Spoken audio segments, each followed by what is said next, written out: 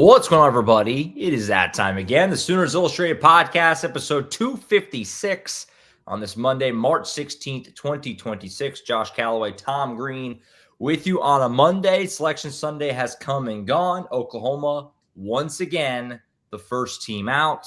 We will react to it. The week that was in Nashville, they come up just short.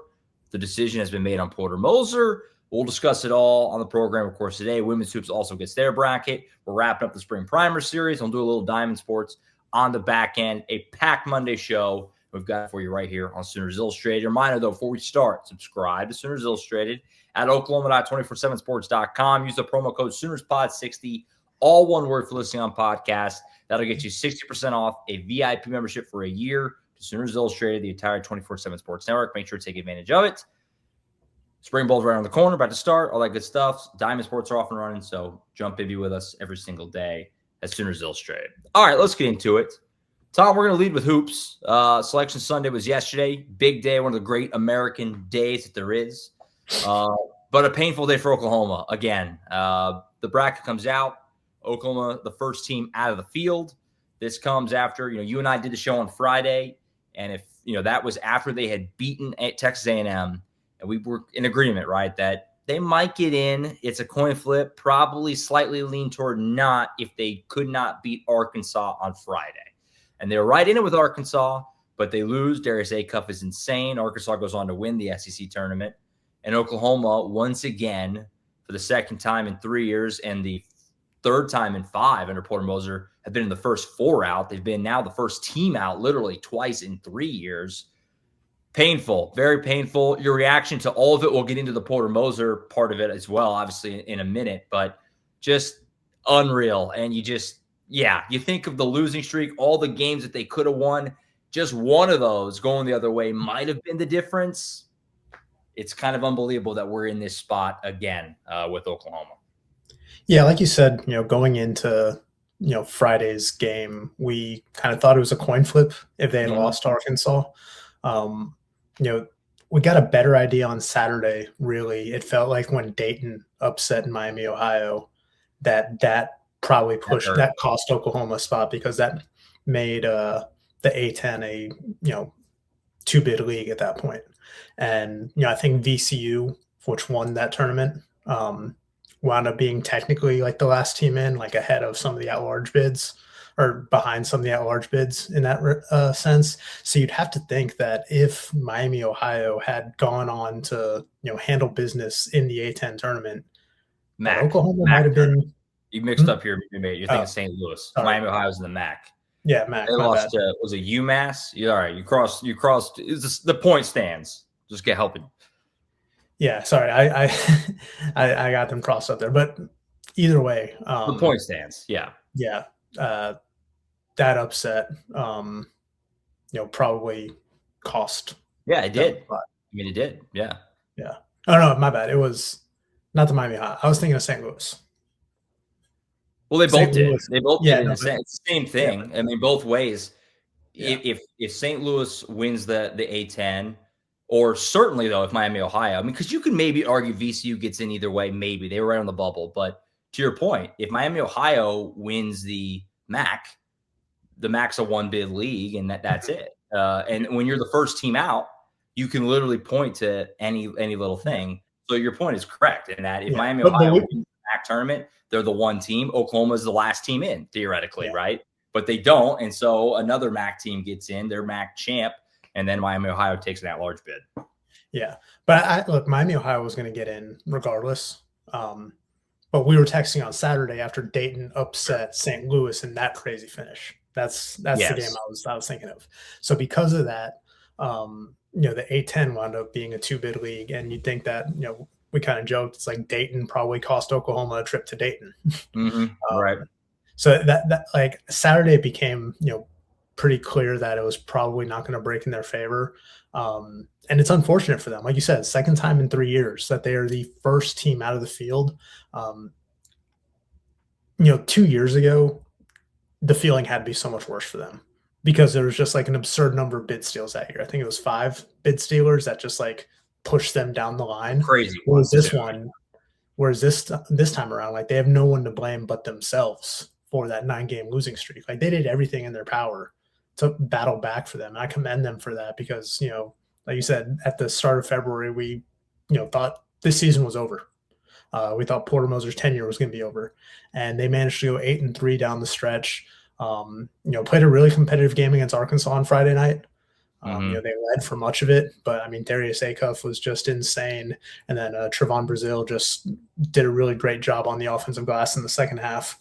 So that was certainly tough for them to kind of have their run end like that, especially the way the rest of the weekend kind of broke. It's like Ole Miss advances to the semifinals, and that's who they would have faced on Saturday. It's like, okay, that's a team that, as good as Ole Miss had been playing in the SEC tournament, Oklahoma knew that they could beat them. And then Vanderbilt in the finals after they took it to Florida. And again, as good as Vanderbilt has played down the stretch, Oklahoma has the confidence that they could beat them because that's who they halted that losing streak against. So yeah, it's a tough break for them, but again, no one to blame but themselves for being the first team out this time around. Yeah, no, I agree. It's painful for an entirely different reason than 2 years ago, where they thought they were going to be in, and then they, like you said, all the bid steals happened, and they're the first team out. This year, I'm sure they probably knew they probably were not going to get in. Now, it's always going to suck to be the first team out, and you're going to hold out hope, but I'm sure they probably knew more than likely we're not going to get it. The painful part is that they're clearly better than this. The way they played down the stretch, right now, the last month, they're metrically, a top 15, top 20 team. And right now, if they could have got in the tournament, I'm not saying they're going to go to, Indianapolis, but there was a genuine belief like this team can do damage in the tournament if they could get in. Yeah. The way they're playing right now, the way the guards are playing, they're healthy, and they just figured it out too late. And the losing streak is going to be what really haunts you because, like I said before, you just close out the Missouri game. You don't lose in Columbia and in Starkville in the same week. You finish Arkansas or Alabama the first time, like any one of those, and it may have been enough. And when you're the first team out, again, literally one spot, that's when you can point to little tiny things because that's the difference. That's the margin between being in and being out. Now, could Oklahoma – do I think Oklahoma's a better team than Miami, Ohio? Yeah, I do. I think they would probably beat Miami, Ohio by 10+ if they played. But Miami, Ohio went undefeated in the regular season. I don't have a problem with that. Same for SMU. It's tough. When you look at the metrics, SMU strength of schedule, the ACC stinks. It's hard, right? I think OU is probably better than some of these teams. But at the end of the day, it's like you said, and I'll say the same thing I kind of said 2 years ago, which is you hate to be first team out. Oklahoma has a legitimate argument to be in. But get off the bubble. Get off the bubble. And this doesn't happen if you just don't have a 9-game skid and you figure it out a little sooner, then you're not on the bubble. And you don't get blasted by a bad Arizona State team who we thought might be decent. They're not, obviously, and back in December. It all matters. It all adds up. And so, yeah, it's definitely it's painful again, but for a different reason. Not because you feel like you got left out when you thought you were in, but just because this team clearly – should have been better than what they were. They just figured it out too late, really. Yeah. And again, like you mentioned it, that Missouri game, I think, is the one that's going to stand out. It's like to have one buzzer beater on you is tough. To have two in the same game is just backbreaking. But again, like you said, there was belief that if they had made the tournament, they could have made some noise. We don't know what their draw would have been. Obviously, they probably would have been in that first four in Dayton, where Texas wound up. Yeah, and certainly Texas kind of tailspin at the end of the season and snuck in there because of this, their wins above bubble, which the committee really emphasized this year. But you look at what Oklahoma did down the stretch when they went 8-3. I believe 5 of those wins were against teams that made the tournament. Missouri, Texas A&M, Texas, Georgia, and Vanderbilt. And then Auburn was second team out that they beat. Yeah, 5. And then Auburn, which was second team out, like you said.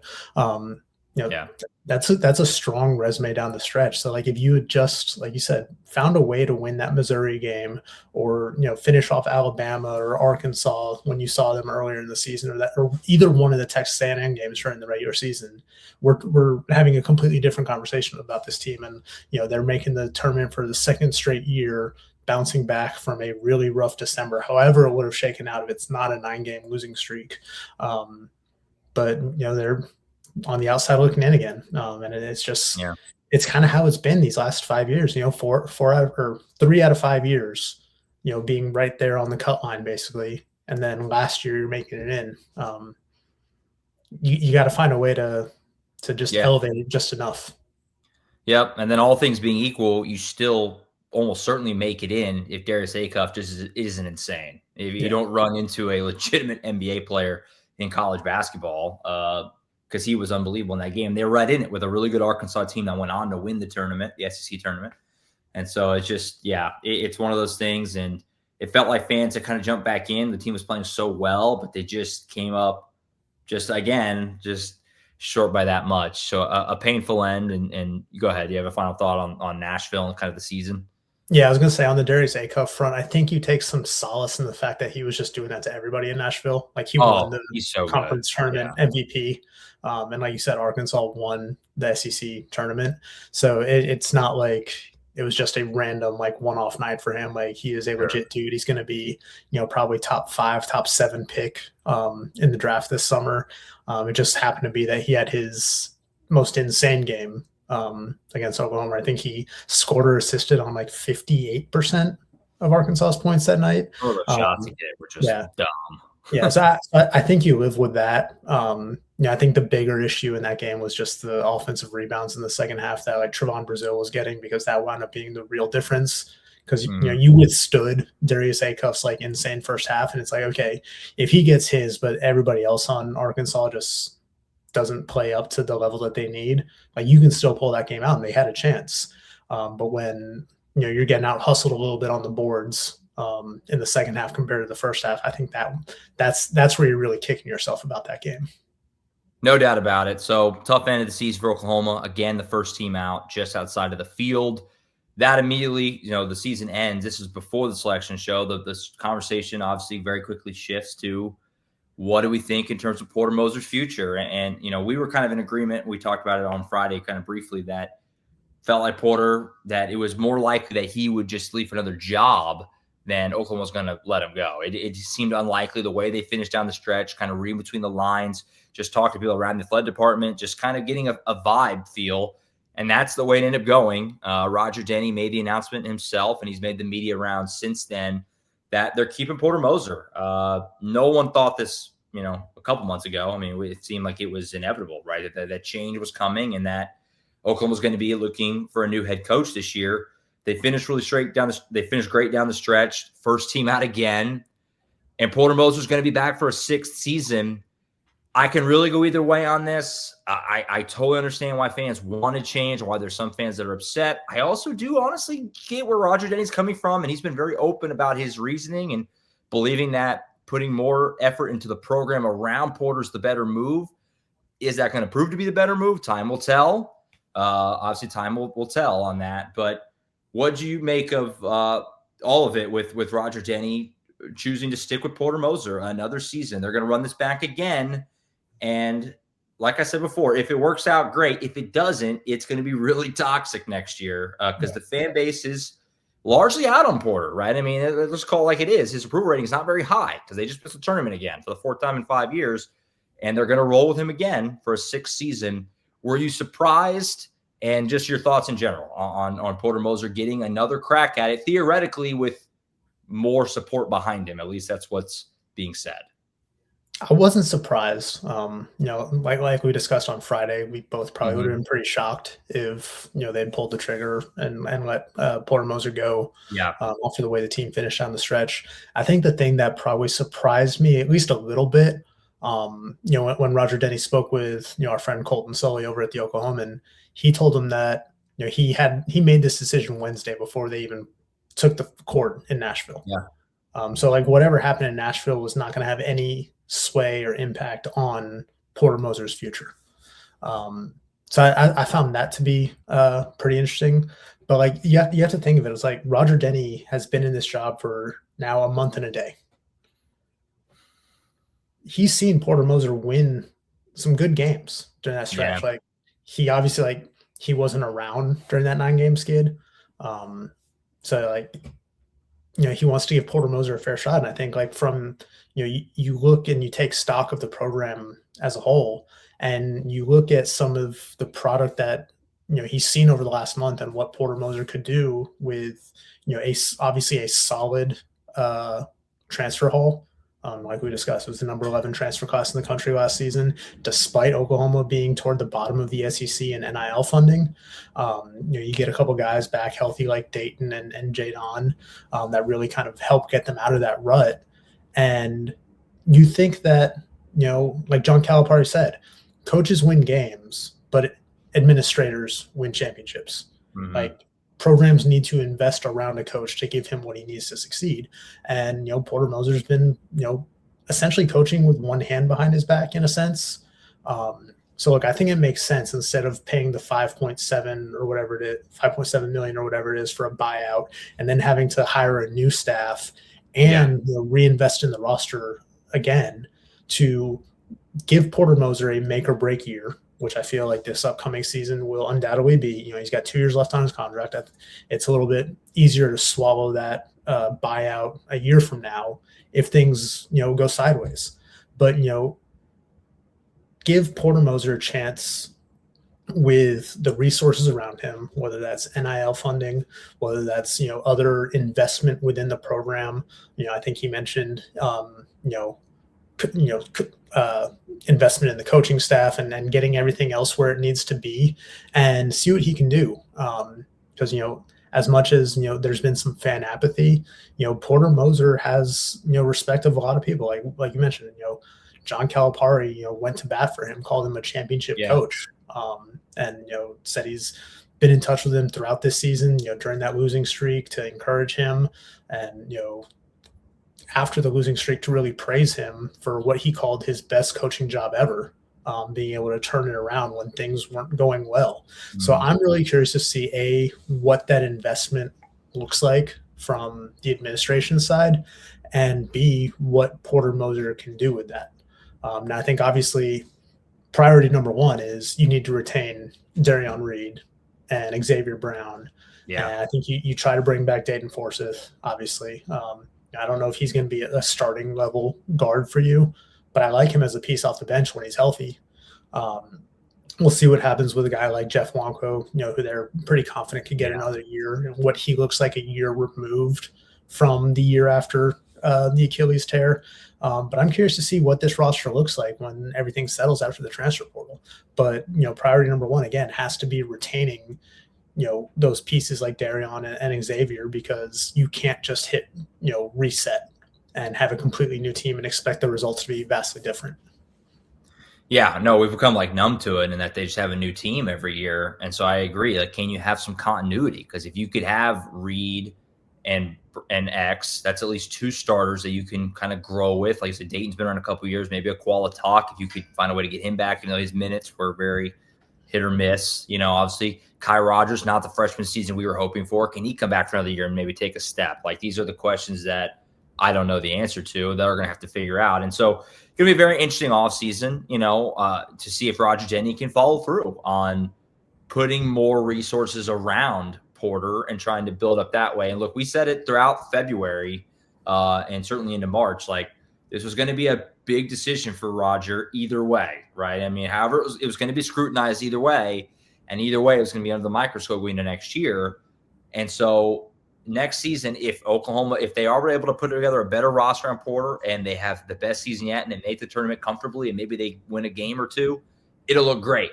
But if they have the same season, it'll be, like I said before, a very toxic situation. We heard some light fire Moser chants this season. I think that would be really loud next year, if they get off to, certainly if they get off to a bad start, but especially if they get into January and they're losing the way we're used to seeing them lose, and it's sliding and they're on the bubble again. Fans are not going to put up with that again. They're not. It's going to be ugly. It will be. So if it works, it'll be great. If it doesn't, it won't. Hand up. I've said it many times. I like Porter. I think he's a good. He's a good coach. He's a good guy. He's easy to deal with for us. I'm not wishing bad on him by any means. And I do think part of the equation is that there's not really an obvious replacement. There's not a home run hire sitting out there. Josh Schertz would be great. He signed an extension to stay at St. Louis. And I don't know if they would have got him anyway. Right.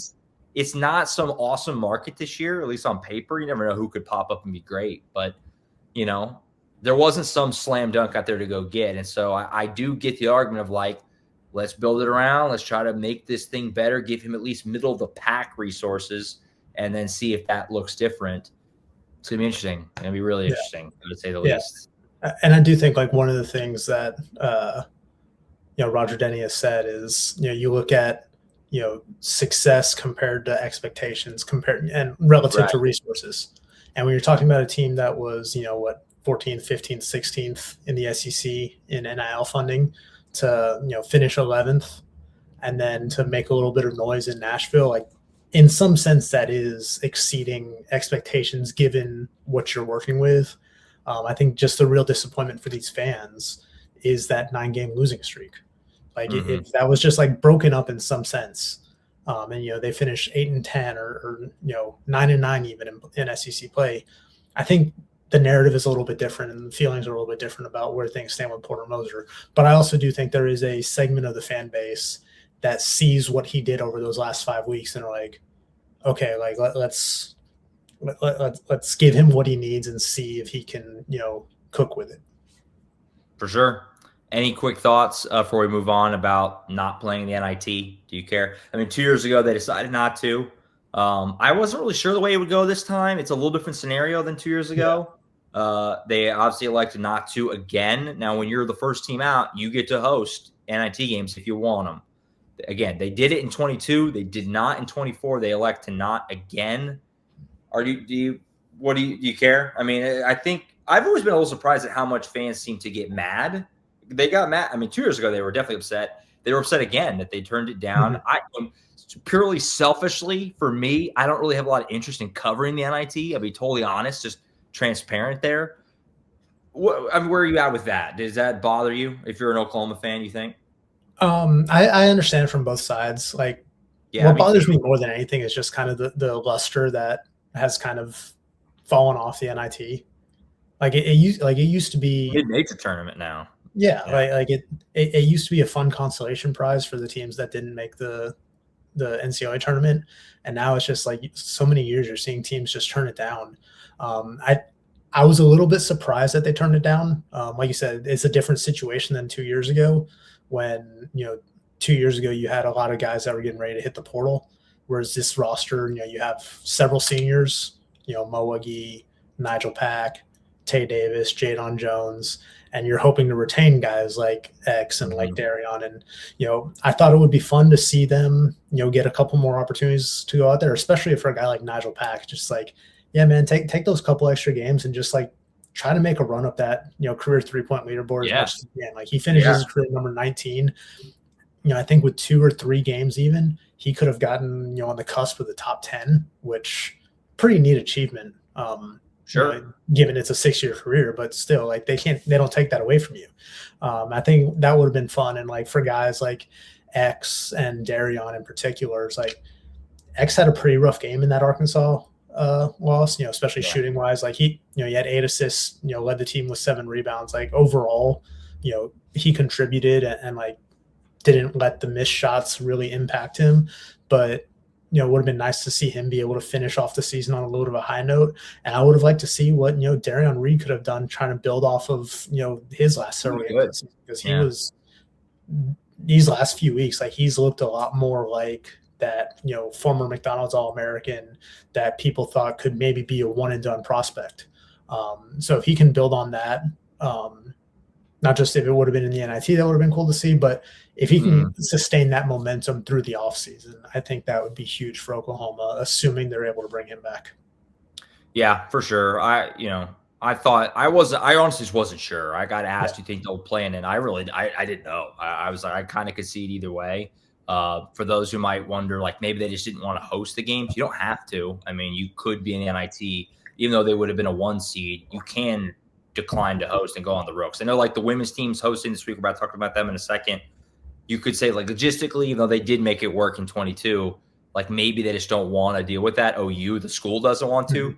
The team could still go on the road. That happens every once in a while where a team accepts the bid, but they don't want to host, they just go on the road to wherever. So they really just decided not to play. And I assume we'll talk to Porter at some point, maybe not until next year. I don't know.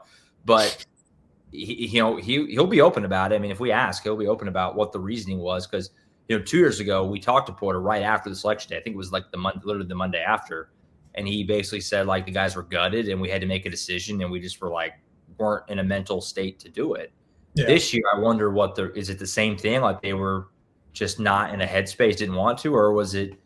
I mean, that's the thing. It's so hard. You have to get the portal can set you behind. If you want to run this thing, it can set you behind the portal a little bit. It's just, I don't know. It's a tricky spot with the way the calendar falls. It's kind of like bowl games in football. Like it's kind of a little bit of the calendar's kind of busted a little bit. So I don't know.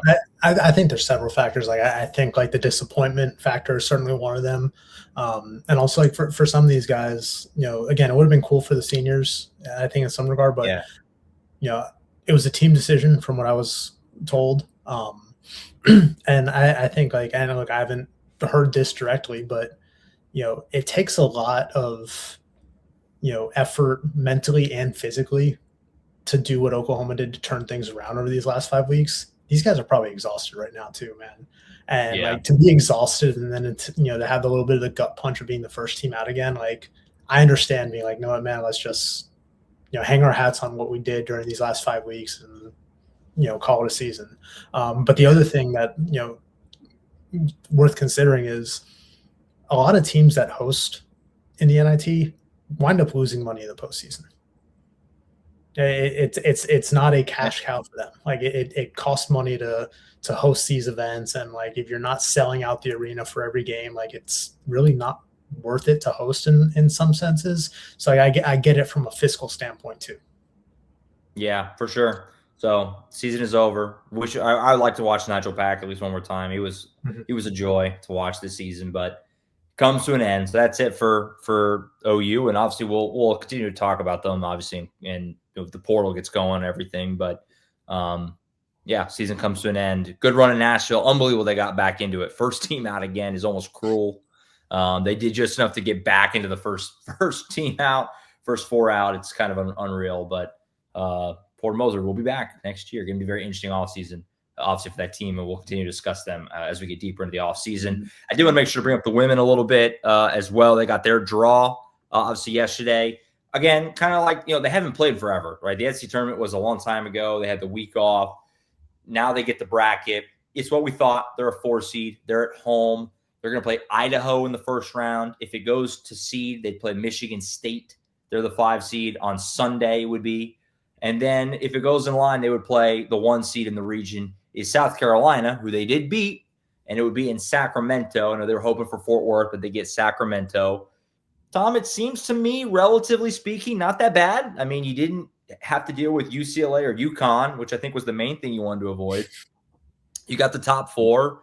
You have beaten South Carolina this year. So, I mean, beating them again is not going to be an easy task by any means, but you at least know you can do it. I think all things considered, not the worst draw in the world for Jenny Bronchek and women's hoops. We'll see what they do this week and what kind of, home atmosphere the fans can give them at the Lloyd Noble Center this weekend, but not that bad of a draw, I feel like, all things considered. Yeah, of course you need to, take care of business at home, and they'll be favored in those games as the host team. I think there's a trade-off between, we talked about it last week. It's like, do they want to get to Fort Worth in the second weekend or maybe have a little bit more of a favorable draw out in Sacramento? So I think it's interesting. Like, I think you'd love to be able to play in Fort Worth and be able to have some fans travel for that, whereas Sacramento's a little bit tougher trip. But again, you mentioned you get a South Carolina team that you have beat and that you can go toe-to-toe with. So I think, again, just from a mental aspect, that I think that is a, pretty big advantage for them in that regard. But again, they still have a lot of work to do just to get there. So obviously postseason, take it a day at a time, but I think it's a somewhat favorable draw for them. Yeah, not bad. And the worst part is that the game on Friday, 9 p.m. tip. What on earth? That happened last time too, or not last time. One of the times, maybe Jenny's first year. Remember they had a really late. I don't know why Oklahoma gets treated like a West Coast team a lot of times. 9 p.m. at the Noble Center on Friday night against Idaho. That is something. But it'll be fun. It'll be fun to see them get back in the tournament and see them go on a little bit of a run here. And we'll have coverage over on this website as well as Obviously, post-game press conferences can be always found on the YouTube channel throughout their run here over the next, potentially a few weeks. We'll see what they do for Jenny B and women's hoops. Let's wrap up our spring primer series. Got a few more here. We'll run through them. We'll kind of rapid fire these last few. 3 more on the defensive side. Spring ball starts next week. First practice is next Wednesday. Next Monday in the show, Tom and I will set the table for spring ball, kind of like our big storylines to watch over the next month of spring practice. Let's hear our last few primers, though. Starting with linebackers, Tom. Position that, you love the top. Kip Lewis back, which was a huge win. I think we kind of went through all last season thinking that he would not be back. It was kind of just the assumption. But he is back, obviously going to be a huge part of this thing. They bring in Cole Sullivan from the portal. Owen Heineke, not going to be back, we don't think. It seems like that's probably not the way that's going. And then a lot of young guys, right? I mean, it's a lot of young guys. You had Samuel Masigo and Kendall Daniels and Kobe McKenzie are all on the way out, whether through the portal or in the NFL, like Kendall Daniels. And it's a bunch of young guys, a bunch of unproven talent, a lot of exciting talent, but unproven talent. Where are you kind of at with this linebacker room as we get ready to get into spring? And, again, you love that first group, Kip and Cole Sullivan. That looks awesome. But after that, you're going to need some guys to step up. Yeah, it's the biggest question mark on this defense right now, which is kind of funny considering, you have 3 veteran linebacker coaches who have been defensive coordinators in, Brent Venables, Nate Dreiling, and Wes Goodwin over there handling the Cheetahs. So, getting Kip Lewis back is huge. Was one of the biggest wins of the offseason for Oklahoma, just in terms of retention. And landing Cole Sullivan, a guy that, Brent Venables has said reminds him a little bit of a younger Denny Stutzman, kind of where he was early in his development at Oklahoma. So if you can get even close to Denny's production and development out of Cole Sullivan, you feel really good. And then Reggie Powers taking over at the Cheetah position. Think he has a really high ceiling there. The question really for Oklahoma is, what does that second line look like? I know they like a James Nesta. I know they like Taylor Heim. You have younger guys like a Marcus James in there too. So I'm curious to see what that second line looks like, because go back to what Brent Venables said when we spoke to him, a week ago. It's like last year the defense was so good because the ones were here and the twos were right here. There wasn't much fall off. There's going to be a wider gap this time around, and they need to find a way to close that over this offseason. So what does that look like at linebacker, I think, is going to be the real intriguing part of this offseason for Oklahoma throughout the spring and fall camp. Yeah, I agree. I mean, Cole Sullivan is someone who I'm as excited to see in person as anyone on the team in terms of what they added, through the portal or of the freshman class. I think that combination with Kip could be really fun. But yeah, I mean, you're going to need between Nesta, Marcus James, Taylor Heim, maybe even a freshman gives you something, whether it's a Christian Moore or a Bathurst or Jandro or someone, someone step up and give you something. Jacob Curry's gotten a lot of buzz through winter workouts. Could he give you something, whether it's at the Cheetah spot or something? You're going to need some guys to step up, which has happened before, right? And so, you say it's the biggest question mark. I think that should provide some comfort in that this is a position that if there's one position that you feel like Brent Venables and this staff can kind of get maybe more out of than what it looks like on paper, that would probably be the one as linebackers. Yeah. So interesting group. I'm excited to see some of these guys, and they're going to need someone to step up. When that first 2 deep comes out in fall, right now on March 16th, you could talk me into a lot of guys being in that next line after Kip and Sullivan right now. Yeah. You mentioned having confidence in what Brent Venables can do there. I think when he made his first call to Cole Sullivan, he referred to himself as the linebacker doctor. It's like, who do you go see when you're sick? Like you don't just go see some random doctor. You see a specialist. And it's hard to argue with what he's done, obviously, over his career, coaching 3 Butkus Award winners, 5 more finalists. Obviously, Danny Stutzman, the most recent finalist among that group. So that got Cole Sullivan excited. And I have a story up on the site right now about kind of, how Oklahoma was able to lure him away from Michigan because he was considering returning there, and just the effort that Brent Venables and his quote unquote aura, as Cole Sullivan described it, kind of made the difference there. So go check that out on the site. But yeah, lots of intrigue at linebacker this offseason. No doubt about it. Let's shift into the secondary to wrap up. We got a couple positions there, obviously, with cornerbacks first. A lot of returning production here. In particular, your top 2 guys being Eli Bowen and Cortland Guillory, who was one of the breakout stars last year as a true freshman. You do have, Gentry Williams moves on through the portal. Tom, where are you at with this cornerback room in terms of just, I mean, you have to love the Bowen-Guillory combo. That's really exciting.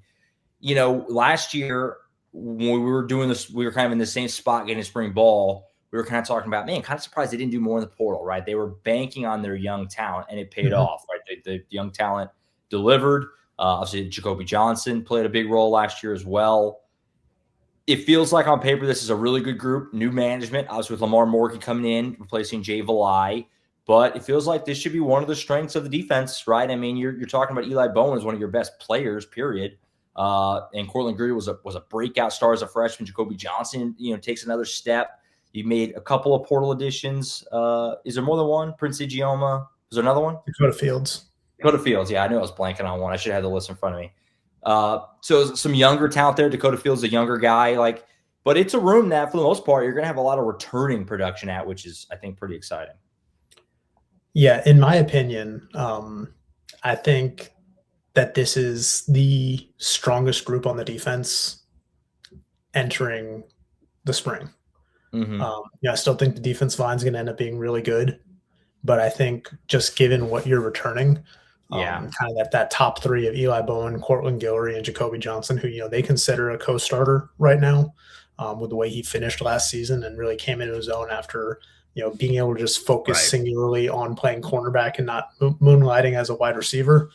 I think there's a case that this is the strongest position on the defense heading into 2026. So I'm curious to see what that looks like with Lamar Morgan at the helm.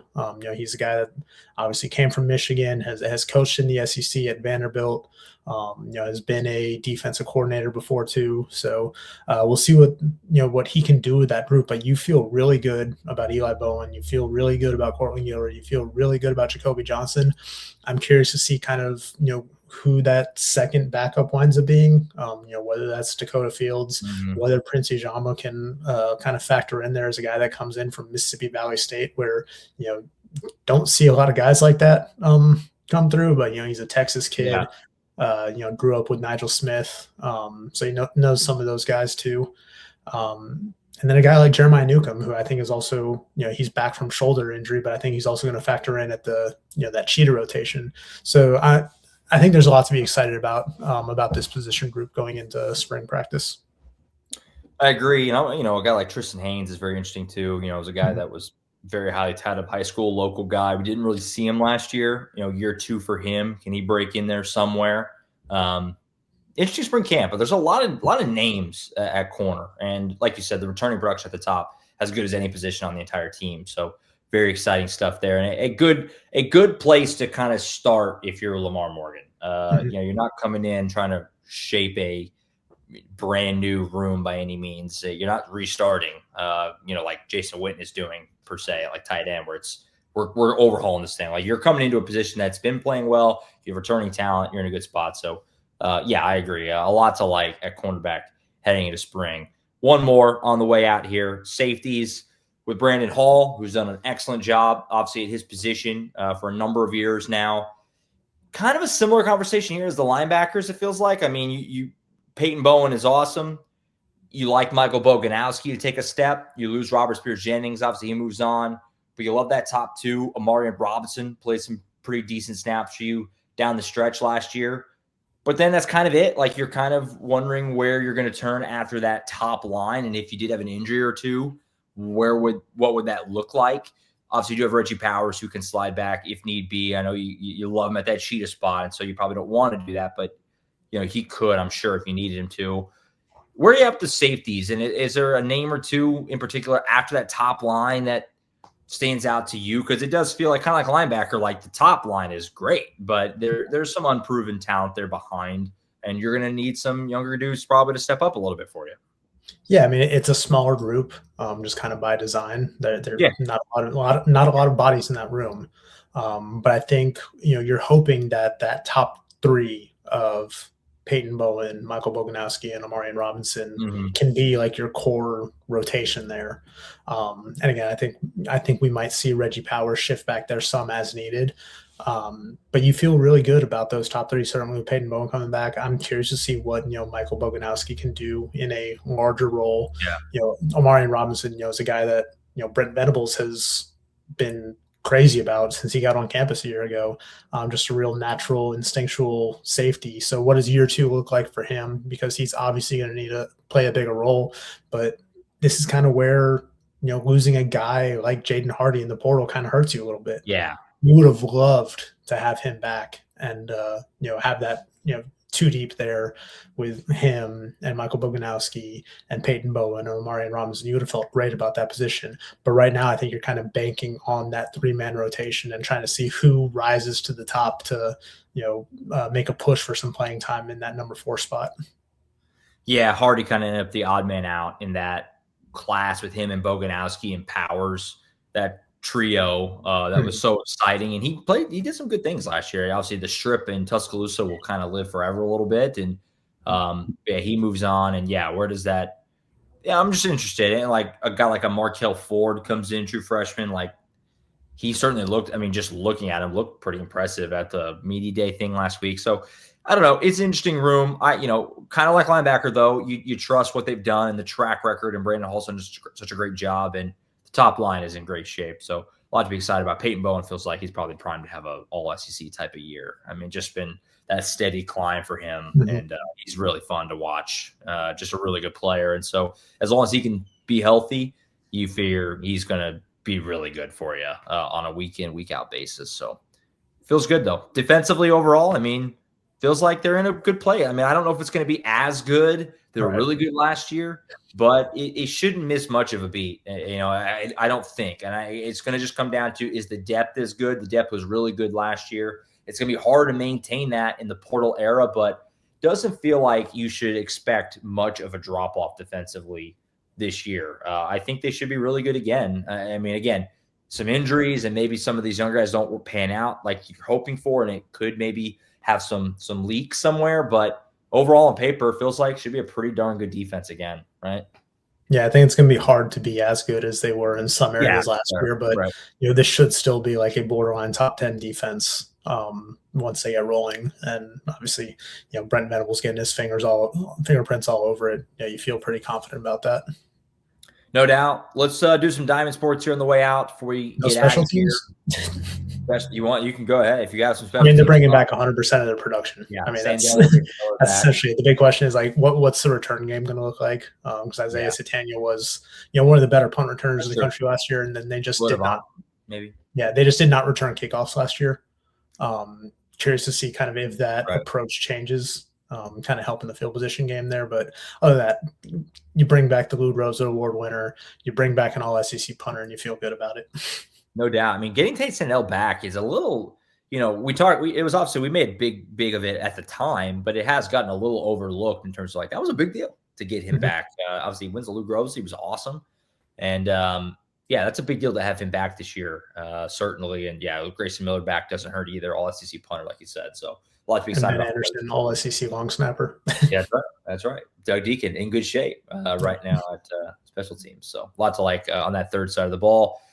Next week, they get it going finally. And like I said, Monday, we'll kind of set the table for spring ball, kind of our final thoughts of things we're going to be watching for. And then Wednesday is the first practice. We don't really know what that looks like yet in terms of like, will we be allowed to be out there? All that will be communicated later. But obviously, in some form or fashion, spring ball content is going to be coming your way next week. So a lot to be excited about as we've made it. Spring ball right on the corner, spring game a month from Wednesday on the April 18th. So getting closer to spring ball starting next week. Let's do some Diamond Sports before we get out of here. SEC play started this week. We'll start with softball. Swept Auburn. You were plugged into these games over at Sooners Illustrated. We were excited to get them into SEC play. Auburn's not the greatest. They're not going to be an Omaha contender like they'll face in some of these other SEC series, but obviously they're better than what they've been playing. Oklahoma kind of dominated them again. They did fall behind a couple times. You can do it better than me. You were plugged into these games, but at the end of the day, it's a sweep. They dominated on Sunday. Kendall Wells is insane. Go ahead. Whatever direction you want to take it as a softball, just kind of handle their business at home against Auburn. Yeah, they rallied from, Saturday's game? They were down 4 runs. And, That's right, yeah.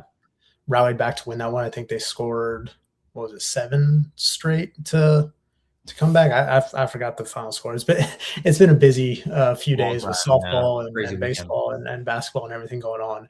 But they rallied back in that one. And then Sunday, just exploded for 9 runs in the 4th inning to pull away for a run rule win. Kendall Wells 2 home runs in that one. She's up to 21 on the season now. She's with Crazy. 25 regular season games left. She's 9 home runs shy of tying the NCAA record for home runs by a freshman, which is a 3-way tie with Lauren Chamberlain, Jocelyn Alo, and I forgot the Hawaii player that did it in 2010. But to be on pace for that, where she's hitting basically 1 home run every 1.5 games, I think she'll probably safely hit that record as long as she stays healthy. But she's been unreal. I think another just big piece for them this weekend is what Alyssa Parker's been able to do in the circle. She had some really strong performances out of the bullpen for them, which they've needed because, like we discussed, the starting pitching has not been excellent at times. Auburn even got to Audrey Lowry a couple times this weekend, but she still pitched pretty well for the most part. But yeah, I mean, look, first time they got to see an SEC team, and they handled their business, went 3-0. Wasn't always pretty. I think Auburn wound up hitting more home runs than them for the series, but they still, were able to finish off a sweep with a run rule win at home. Yeah, good stuff. I mean, they're playing well, obviously. And yeah, Kendall Wells, the numbers are honestly hard to kind of absorb. What she's done so far, the start has just been insane. You feel like she's going to homer every time she's up. I mean, she really has that kind of ability right now. So a great start to their SEC slate. I was trying to get the schedule pulled up here. So they got Memphis on Wednesday at Memphis, and they go to Ole Miss next weekend. So out on the road for the first time in SEC play. They'll continue to keep it rolling, and we'll obviously keep plugged in over at Sooners Illustrated. Homecoming for Miley Busheno. That's right. That's right. A return trip. Wonders, hostile crowd maybe. Who knows? I don't know the vibes there. But yeah, we'll keep an eye on that this next weekend. Wrap up some baseball before we get out of here. Great series win for them. They beat Texas A&M at home. Got 2 out of 3. It was going to be a big test going in. I mean, Texas A&M, really good offensive team. And so that was kind of the question, was the starting pitch for OU, which has been so good, against Texas A&M's offense, which is really good as well. And, they got hit around a little bit. A&M scored runs this weekend. And now it was a crazy weekend for baseball because it was so windy in Oklahoma. If you weren't in Oklahoma this weekend, I don't know if you can fully appreciate it. It was insane. It was insane, especially on Sunday. I mean, just outrageous. And so it was not exactly conducive to pitching and defense. All 3 of these games were really high scoring. It was a very entertaining series, 3 very competitive games. And Oklahoma wins on Friday. They win on Sunday, dropped the middle game. The bullpen has been really good. This is, in my opinion, and we got to see how it plays out, right? We're early here still, relatively speaking, but got to be one of the deeper bullpens that Skip Johnson's had. Like, just the number of guys who can come in and throw 95 and get big outs, that's really encouraging. And this weekend, even though the starting pitching wasn't very good, frankly, this weekend, the bullpen was awesome. And the offense was really good. I mean, Brendan Brock, he was SEC Player of the Week today. He has been just phenomenal. So good. Camden Johnson's been good. Jackson Willis is having his best year so far. Date LaChance has been great. And so offensively, they're really good. They're hitting for power. They're stealing bases like they usually do. And so, yeah, I mean, great to get a series win. It's a little, I don't know the right way to put it, like reality check, wake-up call, like a little cold water on the rotation because it did go so poorly this weekend and it had been so good. Not smashing the panic button again. Bad conditions, good offensive team. Give it a little time. We'll see what they do, moving forward. But really good stuff to go get 2 out of 3. And the scene on Friday, if you didn't see it, was absolutely mayhem. Jackson Willis gets ejected for spiking his bat when he homered to tie the game, which was crazy. Guys do way more than that all the time and don't get ejected. And he somehow got ejected. Then Michael Early, the A&M coach, threw it back at the OU dugout. The coaches were yelling at each other. It was chaos. Choice words. It was crazy. It was absolutely nuts. So Jackson Willis was suspended for Saturday. It's an automatic 1-game suspension. It's the 1 game they lost. And Jackson's a huge part of the team. I mean, he's a cleanup hitter. He's a great shortstop. So that sucked to lose him for Saturday. But he came back on Sunday. He was really good again, and they won on Sunday. So great way to start. Really rough road trip coming up. They go 7 straight games on the road. at LSU this weekend, and then at Texas. That's a really tough back-to-back of road weekends. Now, LSU is unranked. They worked number 13. They had an awful week where they lost just some crazy midweek losses, and they lost a series to Vanderbilt. So they're unranked, but that's still a tough series going out there to Baton Rouge. And then Texas is number 2 right now. I mean, the Longhorns are really good. And so, yeah, not going to be easy. They're not undefeated anymore, but they're still really good. And so, yeah, going down there, back-to-back weekends. If you could, the way it kind of looks like these 6 games, and you loop in, they have Southeastern Louisiana on Tuesday. So if you loop in that, if you can get 4 of 7 in these 7 games, split the 2 SEC series, like get 3 of 6, that would probably be a win. But even if you lose both series, it's not a huge deal. Don't get swept. You have to avoid sweeps. You can't have that. But I think a lot to be encouraged by. I mean, you got off to a good start. You have to protect home field. That's a must, which they did, and pretty good start. Good series win for Skip and the boys. They're up to number 8 in the poll now. So just keep climbing. So, yeah, good stuff to start the year. Nice to see them win some competitive games. All 3 games were sold out, so great crowds and just, pretty encouraging and good start for OU baseball. And we'll see where they go from here. Long way to go, but a good start. All right, I think that's it. We had a lot to get to. I think we hit through it relatively efficient manner. We'll be back next Monday, Tom and I, where, we'll set the table for spring ball. Like I said, we'll wrap up the weekend. So the Diamond Sports, of course, as well. Maybe hit some hoop stuff. We'll talk about women's hoops, of course, and maybe men's if there's something to get into there with the early parts of the off season. And as far as this week, I don't know if Colin and I are going to do a show on Wednesday. We'll let you, keep an eye out for it. I'm not sure. I'll have to get with him. I haven't talked to him about that yet. So maybe, but keep an eye out for it. If not, we'll see you next week with Tom and I. Enjoy the tournament. It's one of the greatest weeks of the year. So enjoy it. Stress-free. And that's the one plus. No OU game. Don't have to stress about it. Worry about it. But, yeah, great time of year. And, Tom, we'll see you next week. Enjoy the tournament, my friend. You too.